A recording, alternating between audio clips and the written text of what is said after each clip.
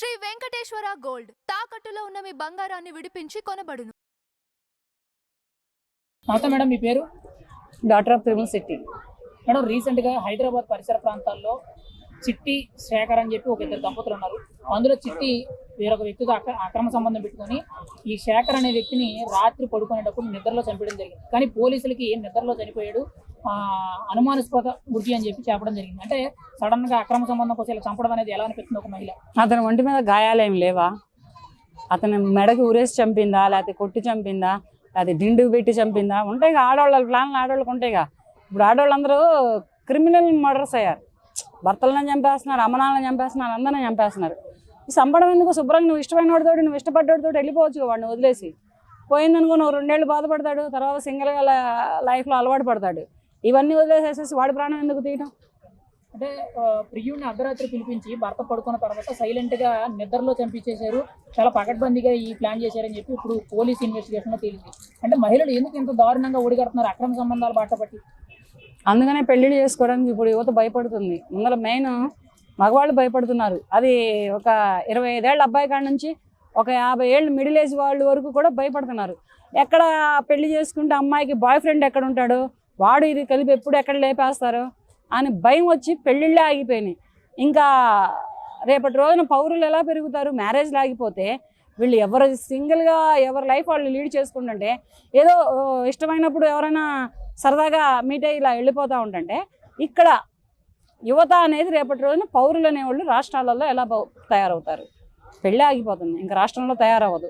కనుక ఈ చంపడాలు మానేసుకొని ఇష్టమైతే కలిసి ఉండండి, కష్టమైతే విడిపోండి. ఇంతకని చంపుకోవడం ఎందుకు? మహిళను పురుషుడు చంపడం తప్పే, పురుషుడిని మహిళ చంపడం తప్పే. చంపడం అనేది చాలా క్రూరం, చాలా అన్యాయం కూడా. ఈ చంపి తర్వాత నువ్వు ఎక్కడుంటావు? నువ్వు అన్న బయట చక్కగా నీ ప్రియుడితో తిరుగుతావా, లేకపోతే నీ ప్రియురాలతో తిరుగుతావా? తిరగవు కదా. నిన్న ఒక దారిలో వేస్తారు, వాడిని ఒక దారిలో వేస్తారు. ఇద్దరికి కలిపితే 7 ఏళ్ళు లైఫ్. బయటకు వస్తే బెయిల్ మీద వస్తే పోలీసులు ఏంది, సమాజంలో మీకు ఒక పేరుంటుందా? మొగుడిని చంపిన భార్య, ప్రియుడిని పెట్టుకొని మొగుడిని చంపిన భార్య అని ఇరుగు పొరుగులో హేళనలు ఉంటాయి. ఇవి ఎక్కడ ఇదవుతావు?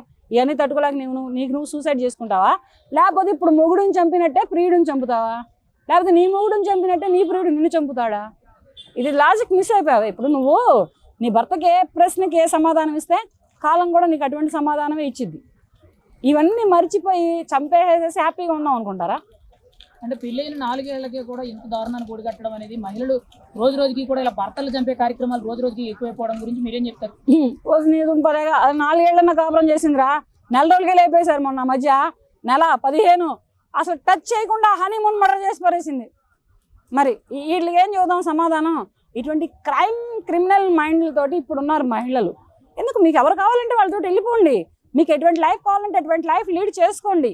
అంతేగాని ఇటువంటి మర్డర్లు చేసి సమాజానికి ఎటువంటి మెసేజ్ ఇస్తున్నారు? పెళ్ళి ఆపేద్దాం అనుకుంటున్నారా, లేకపోతే జనారణ్యాన్ని ఆపేద్దాం అనుకుంటున్నారా? ఇప్పుడు పెళ్ళిళ్ళు జరిగితేనే జనాలు అనేది పెరుగుతారు, పెళ్ళిళ్ళే జరగకపోతే జనాలు పెరగరు. ఎవడు ఎంజాయ్మెంట్ వాడు చూసుకుంటాడు, ఎవడు లైఫ్ వాడు లీడ్ చేసుకుంటారు. ఇంకా వ్యవస్థ ఎందుకు? ఈ తల్లిదండ్రులు ఎందుకు? ఈ వ్యవస్థ ఎందుకు? ఈ గవర్నమెంట్లు ఎందుకు? ఈ చట్టస్థానాలు ఎందుకు? ఈ న్యాయస్థానాలు ఎందుకు?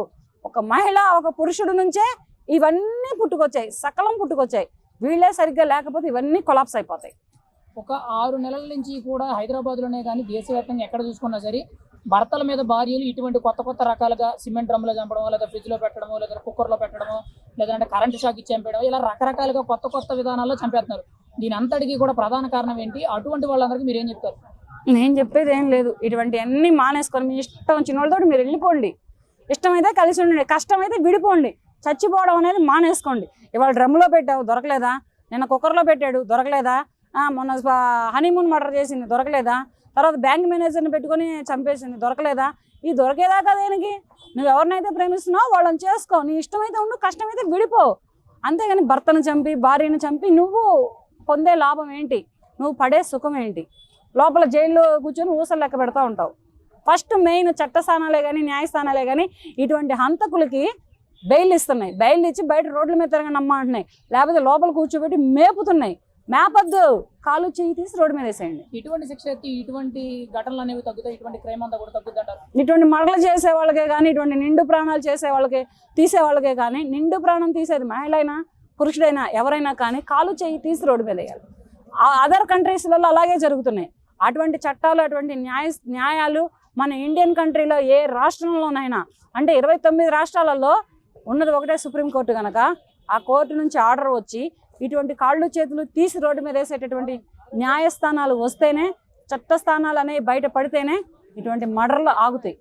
అక్రమ సంబంధాల గురించి ఒక మాటలో మీరు ఏం చెప్తారు? దీని అంతటికీ కూడా ఎంత క్రైమ్ జరగడానికి కారణం ఏంటంటారు?